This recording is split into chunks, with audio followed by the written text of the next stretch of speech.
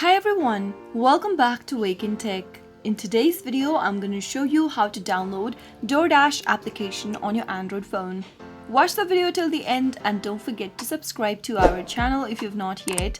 Press the notification bell so that you'll never miss another upcoming upload from us. Start off by opening up a web browser and also make sure that you're connected to an internet. Go to the search box at the top and type in Doordash and search. Once you find the application that says Doordash Food Delivery, simply tap on the install button to begin the downloading process. Doordash is an American company that operates an online food ordering and food delivery platform. Once you download the application on your mobile device, you can discover local on-demand delivery or pickup from restaurant all in one application. Once the application is downloaded and it is ready for use, tap on the open button to launch the app open, and that is how you'll be able to download Doordash application on your Android phone. I hope the tutorial was helpful to you. If it was, go ahead and give us a thumbs up.